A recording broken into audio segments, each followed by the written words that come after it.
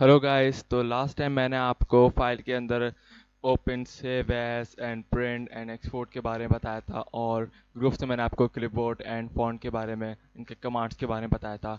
तो हमारे कुछ कमांड्स रह गए थे फॉन्ट के, तो आज हम वहीं से शुरू करते हैं। तो सबसे पहले हम ABC वाले कमांड से शुरू करते हैं। तो इसका यूज़ बेसिकली ये होता है कि है हमारे टेक्स्ट पे क्रॉप कट लगा देता है। तो हम अपने पहले टेक्स्ट को सिलेक्ट करते हैं, वर्ड को, फिर इस कमांड को क्लिक करते हैं, तो देखिए हमारे टेक्स्ट पर इसने एक कट लगा दिया है। तो ये इसका बेसिकली यूज़ है। और अब अपने नेक्स्ट कमांड की तरफ बढ़ते हैं। ये हम इसको अंडू कर देते हैं। तो नेक्स्ट कमांड हमारा ये है सबस्क्रिप्ट। सबस्क्रिप्ट में क्या होता है, एक सबस्क्रिप्ट प्लस होता है, सबस्क्रिप्ट माइनस होता है। उसके लिए सबसे पहले मैं यहाँ लिख लेता हूँ फर्स्ट। फर्स्ट में आप जानते हैं कि एस टी हमेशा टॉप पे होता है। तो हम एस टी के पहले सेलेक्ट कर लेते हैं, एंड उसके बाद हम यहाँ पर सबस्क्रिप्ट प्लस पे अगर क्लिक करेंगे तो ये एस टी ऊपर जाके छोटा हो जाएगा। तो इसका बेसिकली ये यूज़ है। अगर हम सबस्क्रिप्ट माइनस पे क्लिक करेंगे तो ये एस टी नीचे आ जाएगा और छोटा हो जाएगा। तो इसका बेसिकली इन दोनों का ये यूज़ है, subscript plus and subscript minus. तो अब हम इसको अनडू कर देते हैं एंड डिलीट। उसके बाद अब हम ये वाले ऑप्शन पे आ जाते हैं, ये है टेक्स्ट इफेक्ट। तो टेक्स्ट इफेक्ट पे आने से पहले पहले मैं इसको कॉपी कर लेता हूँ एंड एंटर पेस्ट। उसके बाद अब मैं इसको सेलेक्ट करता हूँ। ये मैंने इसलिए किया ताकि आपको ये कमांड साफ नज़र आए। तो उसके बाद मैं देखा हूँ, इस पर सेलेक्ट करता जा रहा हूँ, तो ये डिफरेंट डिफरेंट शेड्स में आता जा रहा है, डिफरेंट डिफरेंट स्टाइल में आ रहा है। आप यहाँ पे किसी भी सेलेक्ट में इसको सेलेक्ट कर सकते हैं। आप चाहें यहाँ इसका शेडो चेंज कर दें, चाहें तो इसको रिफ्लेक्ट दे कर दें। इसमें आप काफ़ी सारे ऑप्शन है, आप इसमें कोई सा भी ऑप्शन अपनी मर्ज़ी से यूज़ कर सकते हैं। तो उसके बाद हम आ जाते हैं अपने टेक्स्ट हाइलाइटर की तरफ। तो टेक्स्ट हाइलाइटर, आप अपने टेक्स्ट को हाईलाइट कर सकते हैं यहाँ से। फॉर एग्जांपल मैं किसी टेक्स्ट को सेलेक्ट करा मैंने वर्ड को, उसके बाद मैं इस पर क्लिक करता हूँ तो इसने येलो कलर में इस टेक्स्ट को हाईलाइट कर दिया। अगर आप इसका कलर चेंज करना चाह रहे हैं तो यहाँ से आप इसको सेलेक्ट करें एंड कलर पे क्लिक करें और कोई सा भी कलर यहाँ पे अप्लाई कर सकते हैं। तो मैं यहाँ पर कलर अब हटा देता हूँ। उसके बाद हम आ जाते हैं नेक्स्ट कमांड की तरफ, वो है फॉन्ट कलर। फॉन्ट कलर में अपने टेक्स्ट को कलर दे सकते हैं। पहले हमने हाईलाइट करा था, अब हम टेक्स्ट को कलर देंगे। फॉर एग्जांपल मैंने यहाँ पर अपने टेक्स्ट को रेड कलर दे दिया। अब रेड देख सकते हैं, येलो, ग्रीन, कोई सा भी कलर दे सकते हैं यहाँ पर। तो ये आप अपने टेक्स्ट के यहाँ से कलर दे सकते हैं, फिर आप अपने जो भी कलर में टाइप करना चाहते हैं टेक्स्ट को, वो कर सकते हैं। तो उसके बाद हम आ जाते हैं पैराग्राफ पे। पैराग्राफ पे आने से पहले मैं इसको डिलीट करता हूँ और एक पैराग्राफ यहाँ पर चाहिए मुझे। तो मेरे पास कोई पैराग्राफ है तो नहीं, तो एक रैंडमली एक पैराग्राफ लाने का एक तरीका है, वो मैं आपको बताता हूँ। आप यहाँ पे इक्वल टू लिखें और RAND, उसके बाद आप यहाँ पे ब्रैकेट्स अप्लाई करें एंड एंटर करते हैं। उसके बाद देखें ऑटोमेटिकली यहाँ पर खुद ही एक पैराग्राफ आ जाएगा। ये पैराग्राफ माइक्रोसॉफ्ट का ना पहले से इंक्लूड होता है। तो अब हम इसका यूज़ करके मैं आपको पैराग्राफ समझाता हूँ। सबसे पहले हम पहले वाले पैराग्राफ को सेलेक्ट कर लेते हैं। उसके बाद हम पैराग्राफ पे आते हैं, यहाँ अलाइन पे आते हैं। तो अभी ये लेफ्ट अलाइन हुआ हुआ है। अब अगर हम इसे सेंटर पे करना हो तो हम इसको सेंटर पे क्लिक करेंगे, तो देखें ये तमाम बॉर्डर्स पे से हट गए और ये बिल्कुल सेंटर में आ चुका है। उसके बाद अगर हम यहाँ पर लेफ्ट अलाइन पे क्लिक करते हैं तो लेफ्ट लाइन पे क्लिक करने के बाद ये बॉर्डर लेफ्ट की तरफ जाता है और राइट, और जो मतलब राइट की तरफ बॉर्डर चला आता है और लेफ्ट की तरफ से बॉर्डर हट जाता है। अगर हम यहाँ पे जस्टिफाई पे क्लिक करते हैं तो जस्टिफाई पे क्लिक करने के बाद ये इस पे चारों बॉर्डर अप्लाई हो जाते हैं और बिल्कुल सेम बॉर्डर इस पे अप्लाई हो जाते हैं। तो जस्टिफाई का यही यूज़ होता है। तो बिल्कुल हर जगह से फिक्स हो जाती है बॉर्डर। उसके बाद हम अपने नेक्स्ट कमांड की तरफ बढ़ते हैं, तो वह है लाइन एंड पैराग्राफ स्पेसिंग। तो ये आपके पैराग्राफ में थोड़ा स्पेस देता है, जैसे ये इस तरह आप अपने पैराग्राफ में स्पेस दे सकते हैं। ज़्यादातर नॉर्मली 1.0 1.15 ही यूज़ होता है यहाँ पर। तो मैं इसको वापस 1.0 पे कर देता हूँ। उसके बाद अपने नेक्स्ट कमांड की तरफ आते हैं, तो वो है शेडिंग। शेडिंग में अपने पैराग्राफ को आप अपने शेड दे सकते हैं, जैसे मैंने येलो शेड दे रहा हूँ, ग्रीन, कोई सा भी शेड दे सकते हैं अपने पैराग्राफ को। तो मैं यहाँ पर एक चीज़ करता हूँ, एंटर, एंड यहाँ मैं लिख लेता हूँ माइक्रोसॉफ्ट वर्ड, और इसको मैं सेंटर में कर देता हूँ यहाँ से। अब मैं चाह रहा हूँ इसमें शेड देना, तो मैं इसमें for example yellow colour shade देता हूँ और इसका साइज़ थोड़ा यहाँ से 24 कर देता हूँ। उसके बाद देख रहे हैं ये एक हेडिंग के तौर पे आ चुका है और ये लुकिंग वाइज भी अच्छा लग रहा है अब। तो आप शेड का तौर इससे भी यूज़ कर सकते हैं, इस तरीके लिए भी यूज़ कर सकते हैं। कोई हेडिंग के लिए। उसके बाद हम अपने नेक्स्ट कमांड की तरफ आते हैं, बॉर्डर। बॉर्डर पे आने से पहले मैं इस पैराग्राफ को यहाँ डिलीट करता हूँ। एंड माइक्रोसॉफ्ट में आप जानते हैं टैब्स होते हैं, जैसे home and insert and design. तो अब मैं इन वर्ड्स को सिलेक्ट करता हूँ और यहाँ पे बॉर्डर्स में आ जाता हूँ। बॉर्डर्स में आने के बाद यहाँ पर मैं आपको ऑल बॉर्डर में ले जाता हूँ। तो ऑल बॉर्डर में आने के बाद आप देख सकते हैं यहाँ पर इसने चारों तरफ इनसाइड एंड आउटसाइड यहाँ पर बॉर्डर अप्लाई कर दिए हैं। तो ऑल बॉर्डर का ये काम होता है यहाँ पर। अगर आप आउटसाइड बॉर्डर पे आ जाते हैं तो यहाँ आउटसाइड की तरफ, बाहर की तरफ चार बॉर्डर ही अप्लाई कर देगा। तो इसका ये मतलब होता है इनसाइड बॉर्डर में इनसाइड की तरफ बॉर्डर अप्लाई करेगा। यहाँ आप राइट पे भी कर सकते हैं, लेफ्ट पे भी बॉर्डर अप्लाई कर सकते हैं, टॉप पर भी, बॉटम में भी। तो बॉर्डर्स का बेसिकली ये यूज़ होता है, आप इसको इस तरीके के लिए बॉर्डर के लिए यूज़ कर सकते हैं।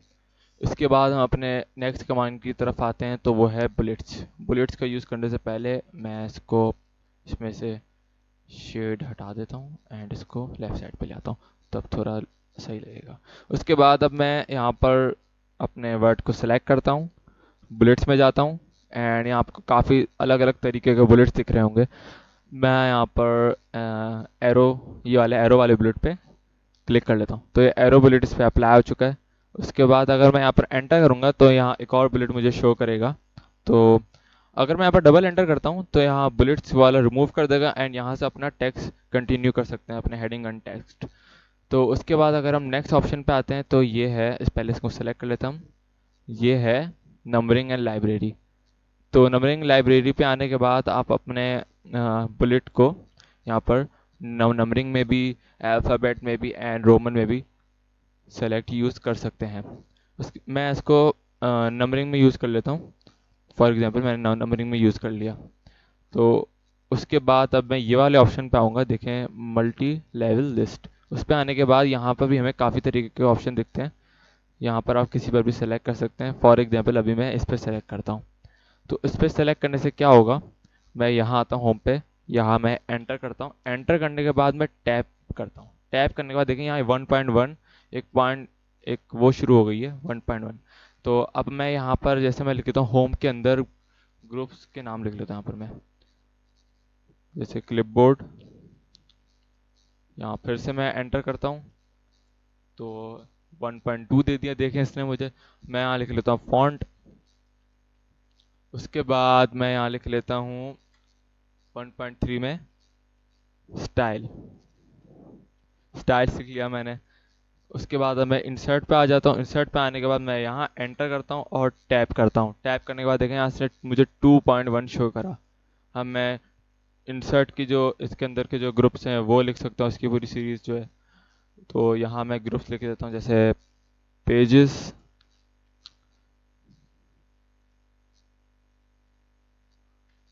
And enter. एंटर के बाद मुझे 2.2 देना शुरू करेगा। तो यहाँ मैं लिख सकता हूँ टेबल्स।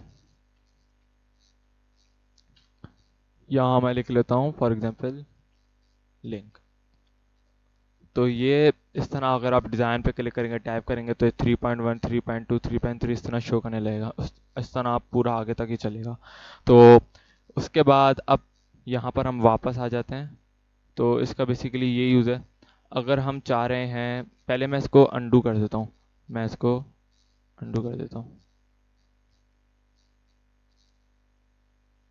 यहाँ से मैंने इसको अंडू कर दिया। अब मैं चाह रहा हूँ ये वाले option use, decrease decrease indent. पहले आप इसको सेलेक्ट करेंगे और ये डिक्रीज इंडेंट है, इसको क्लिक करेंगे तो देखें ये इस साइड पे मूव हो जाएगा।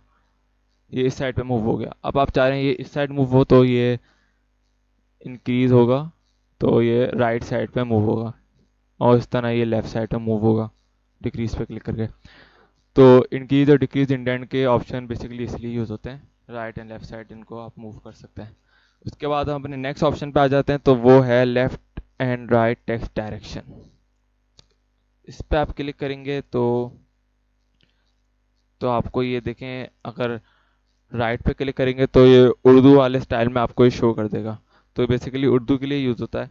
तो आप इसका कोई वैसे अगर आपको उर्दू यूज़ करनी हो तो आप इसलिए इसको यूज़ कर सकते हैं। मैं इसको अभी दोबारा यहाँ पर राइट पे और लेफ़्ट पे क्लिक कर देता हूँ। उसके बाद नेक्स्ट ऑप्शन पे आ जाते हैं, तो ये है असेंडिंग एंड डिसेंडिंग। असेंडिंग में आपको बिल्कुल ऐसा शो होगा, ऐसा भी है, और डिसेंडिंग पे क्लिक करेंगे तो देखें ओके करने के बाद ये डिसेंडिंग में शो हो रहा है। मतलब जो सबसे नीचे वाली चीज़ थी टेबल्स, वो सबसे टॉप पर आ गई है, और जो ऊपर वाली थी क्लिपबोर्ड, वो सबसे नीचे आ गई है। इस तरह ये नीचे से ऊपर चलता है फिर, तो ये डिसेंडिंग में हो गया। अब मैं इसको वापस असेंडिंग कर देता हूँ, तो ये वापस अपनी सही हालत में आ गया। उसके बाद हमारे पास नेक्स्ट ऑप्शन है शो हाइट। उसका यूज़ करने से पहले मैं पहले इनको डिलीट कर देता हूँ, और यहाँ पर जैसे आपको माइक्रोसॉफ्ट वर्ड दिख रहा होगा, इसके बाद मैं टैब एंटर करता हूँ। 2 दफ़ा मैंने टैब एंटर करा। उसके बाद मैं लिखता हूँ होम, फिर टैब एंटर करता हूँ 2 दफ़ा। उसके बाद मैं लिखता हूँ इंसर्ट, फिर मैं एंटर दबाता हूँ। एंटर दबाने के बाद मैं यहाँ लिख लेता हूँ फॉन्ट, फिर टैब 2 दफ़ा, फिर स्टाइल। उसके बाद मैं यहाँ पर अगर एंटर करूँगा, फिर उसके बाद मैं लिख लेता हूँ यहाँ पर पैराग्राफ। उसके बाद अब मैं यहाँ पर स्पेस देता हूँ। स्पेस देने के बाद मैंने अब काफ़ी दफ़ा स्पेस दिया, फिर मैं लिख लेता हूँ एडिटिंग।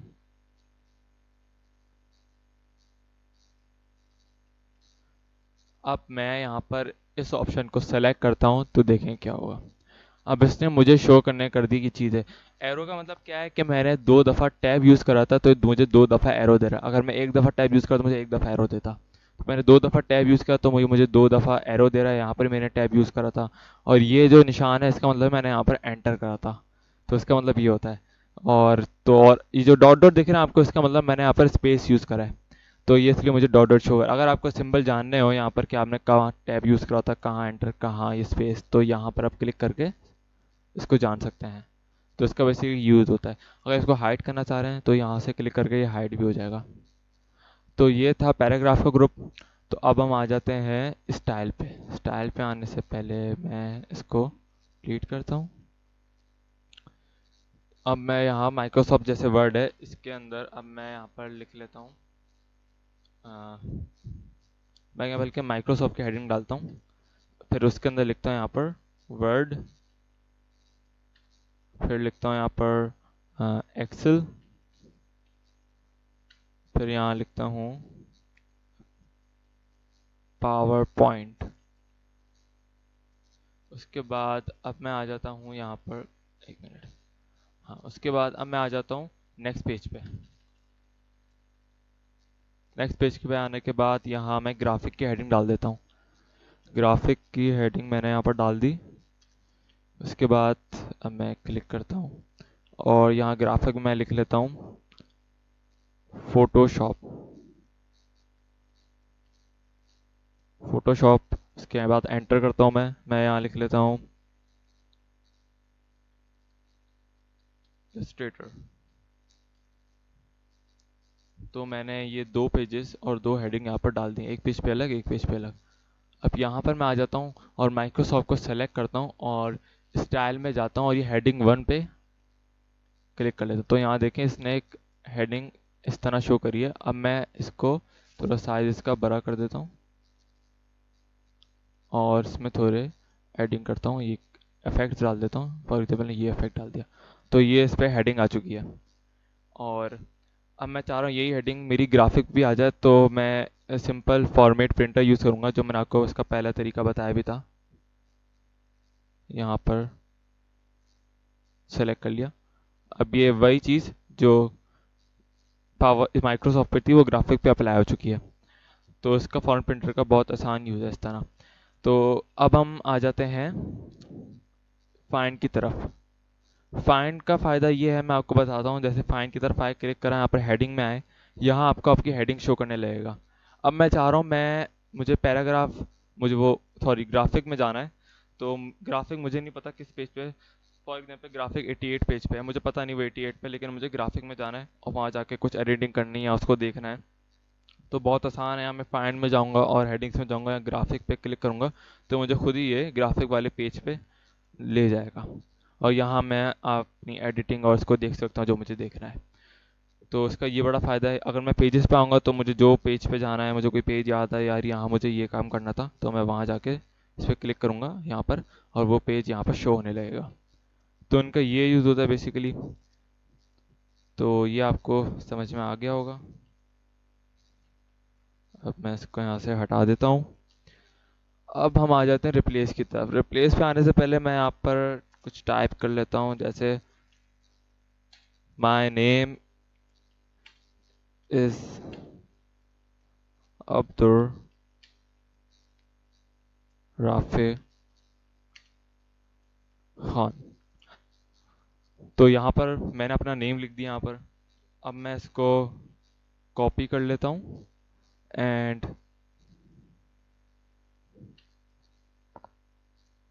मैं इसको हर जगह अप्लाई कर देता हूँ।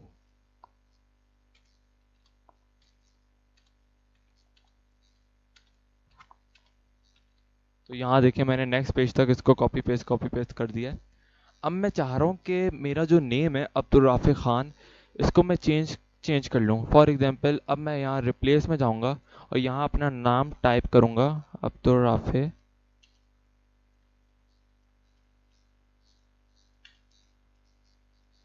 खान। अब मैं चाह रहा हूँ इसकी जगह मेरा नेम की जगह आ जाए फॉर एग्जांपल शहरोज़। तो यहाँ मैंने शहरोज़ टाइप कर दिया है। अब ये मेरे नेम की जगह शहरोज़ को रिप्लेस कर देगा। मैं रिप्लेस ऑल पे क्लिक करता हूँ, ओके कहेगा कि हमने 4 जगह रिप्लेसमेंट करी है आपके नाम की। तो मैं इसको ओके कर दूंगा, क्लोज कर देता हूँ। अब यहाँ पर देखें इसने अब्दुल राफी की जगह शहरोज़ शो कर रहा है अभी है। तो अगर आप एक जगह भी अप्लाई कर सकते हैं, आप चाहें तो सारी जगह भी अप्लाई कर सकते हैं। तो इसका ये यूज़ होता है, आपके लिए ये आसानी हो जाएगी आपको चेंज करना हो कहीं नेम। तो आज की वीडियो में मैंने आपको होम के रिलेटेड सारी चीज़ें समझाई हैं। तो आज नेक्स्ट वीडियो में आपको और भी चीज़ें समझाऊंगा। तो आज की वीडियो के लिए इतना ही। So thanks for watching. Channel को सब्सक्राइब करें एंड वीडियो को लाइक करें। तो नेक्स्ट वीडियो में मिलते हैं। Thank you and take care, good bye.